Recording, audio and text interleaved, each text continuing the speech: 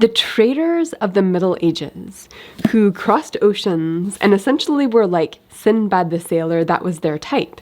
Those people were the original free marketeers. In fact, they had an economic system that they sustained as a community that involved no government intervention. It was a free market kind of economy.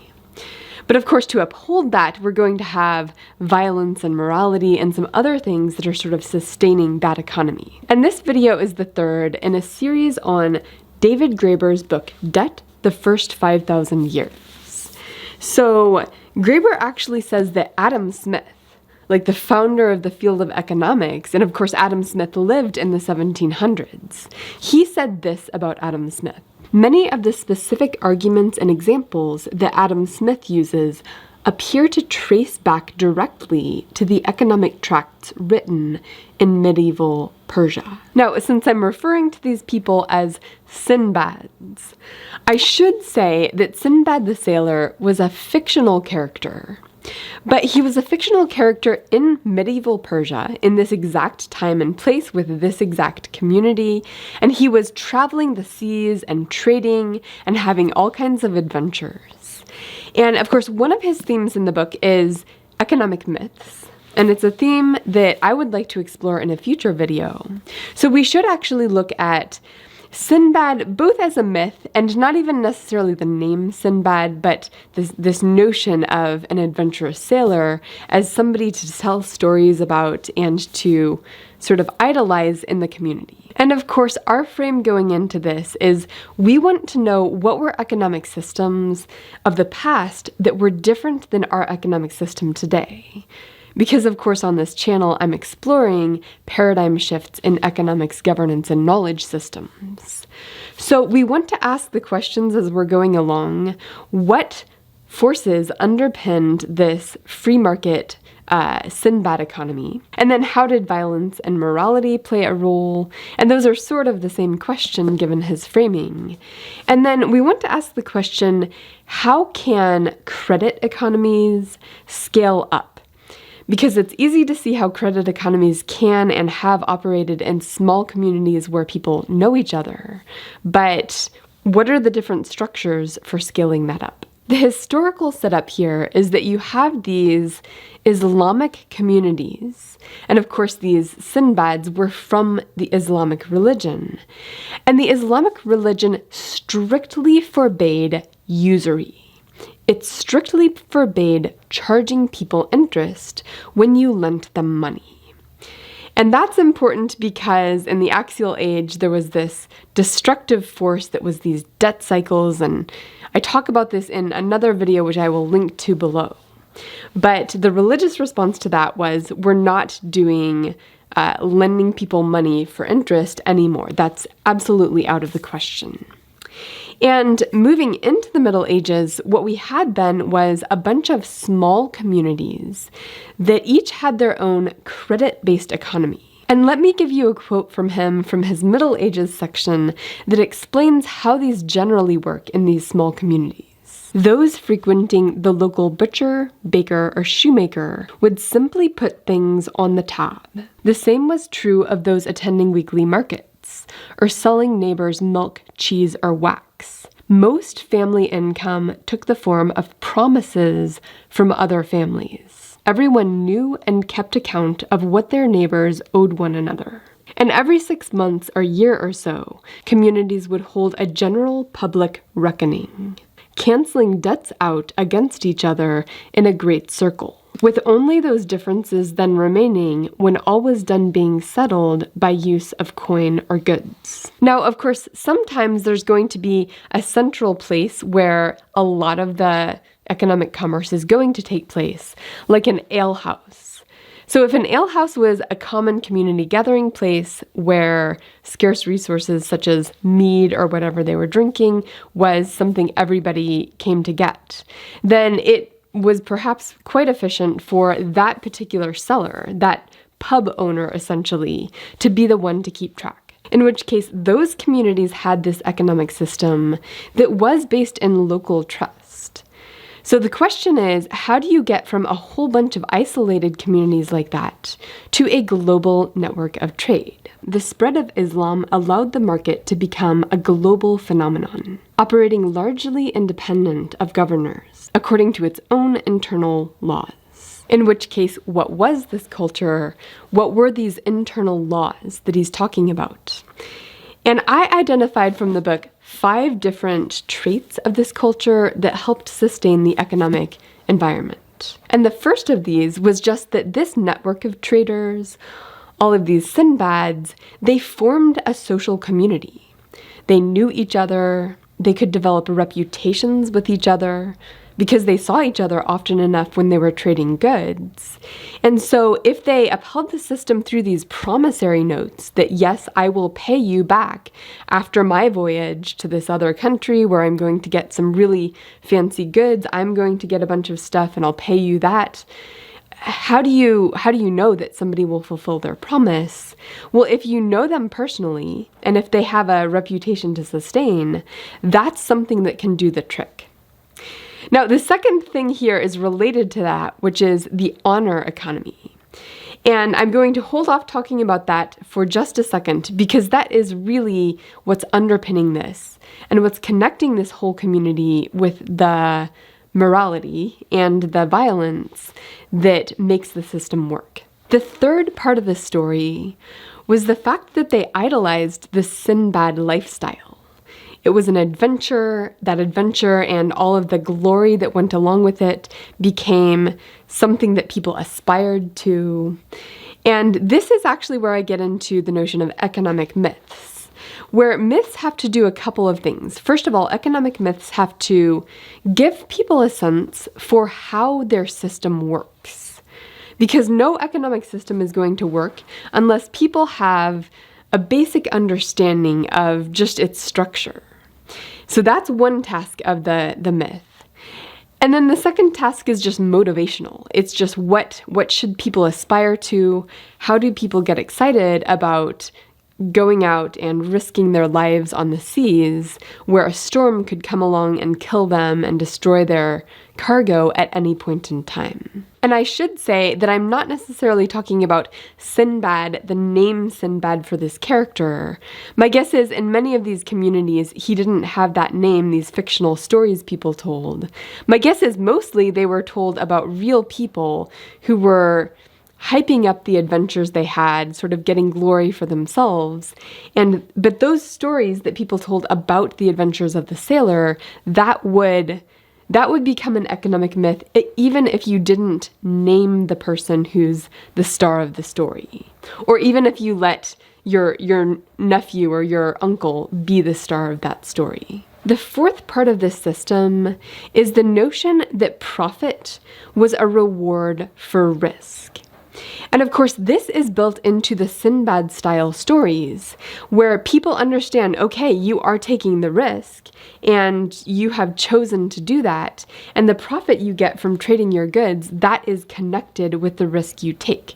It is why you have a right to reap all of the benefits of this system, is because you went out and risked your life. And the fifth feature of this community is that they valued autonomy.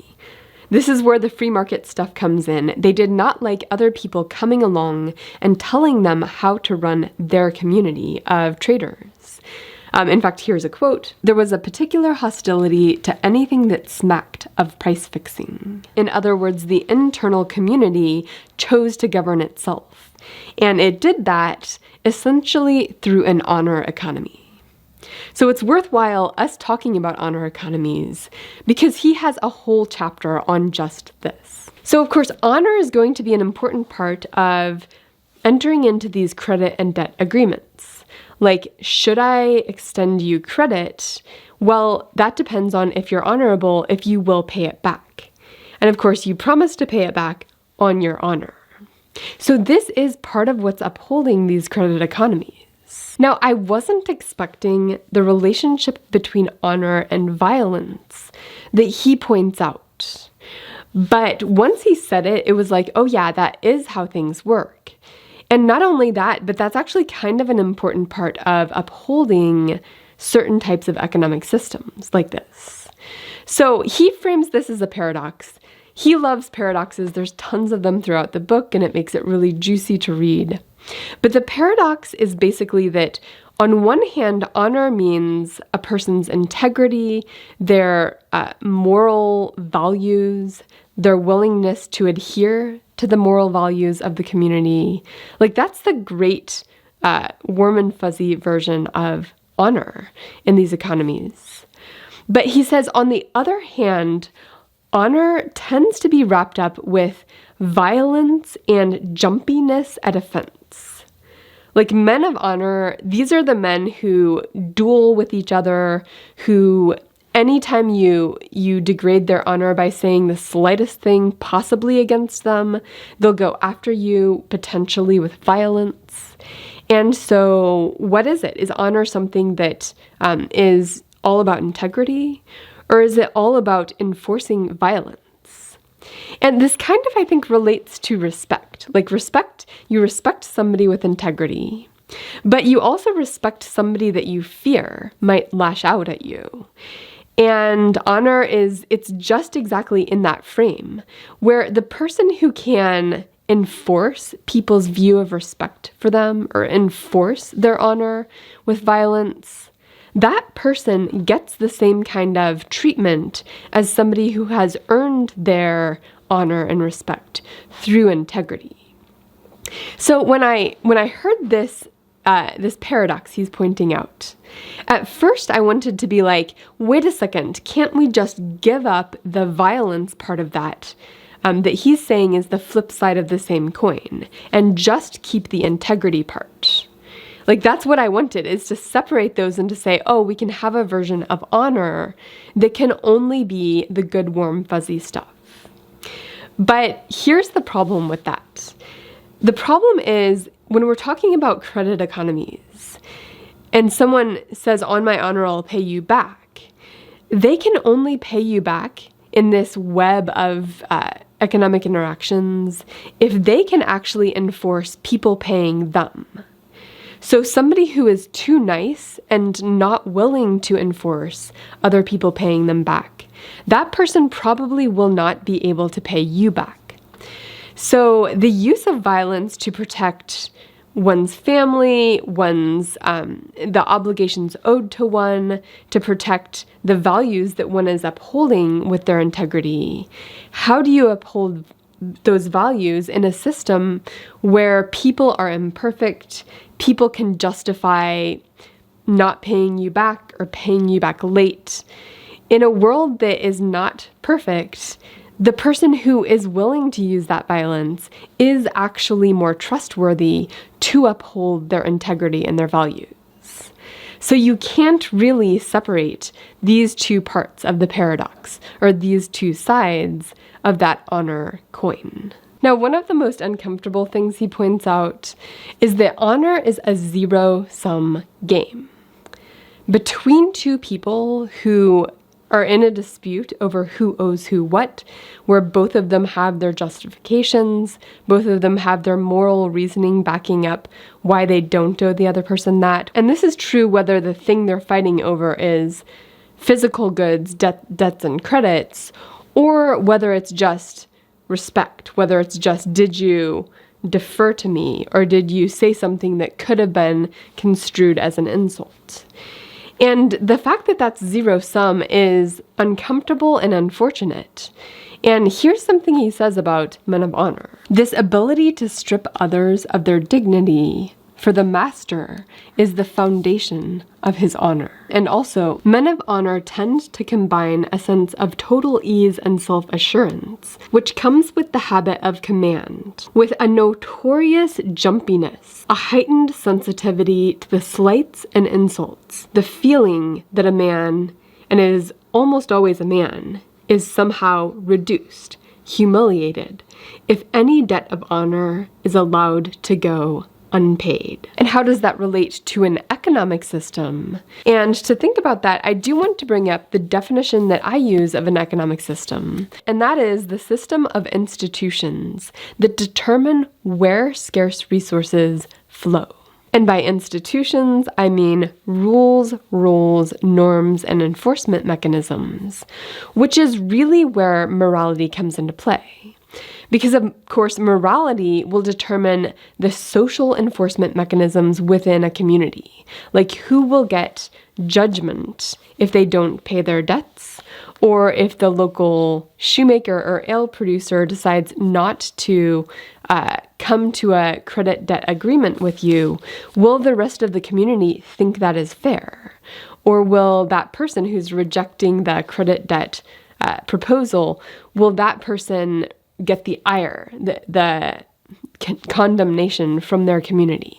Well, the man of honor is essentially part of the enforcement mechanism of an economy like this.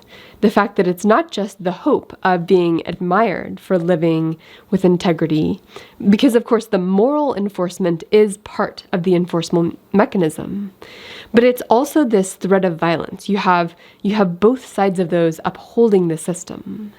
And it is these men of violence and men of honor and men of violence that enforce that. That is a role within the community. And without those parts of this puzzle, the credit systems may not work as efficiently or function as well as if you didn't have these men of honor with their both integrity and their willingness to punish others. With all that in mind, let's return to our questions that we posed at the beginning. First of all, can credit economies scale up? Or do you need this small town sleepy credit economy? Do you need these small communities of people? And this is essentially one model of scaling up, which is essentially this other community, which is a small community of people who know each other, these traders, that's built on top of these geographic communities. And that's just a really interesting structure for scaling up credit economies. And at some point in the book, he alludes to the notion that it's possible we could be moving from a coin-based economy or a money-based economy to one that's more credit-based. And of course, whatever economy we're moving into, the 2020s moving forward, will almost certainly have digital aspects to it. So thinking about this sailor market, could that give us ideas and could it generate new thoughts and new visions of economic structuring? Well, the community built on top of smaller communities, that's one structure. And then our question about what sustained these free market economies back then. The answer is all of the things I've gone through. It's the honor economy system, it's the network of people, it's the myth of Sinbad, or the myth of your uncle who had all of these adventures on the seas, and structured that with the risk-reward thing in mind, that if your uncle took that risk on the seas, he got the profit from the trade.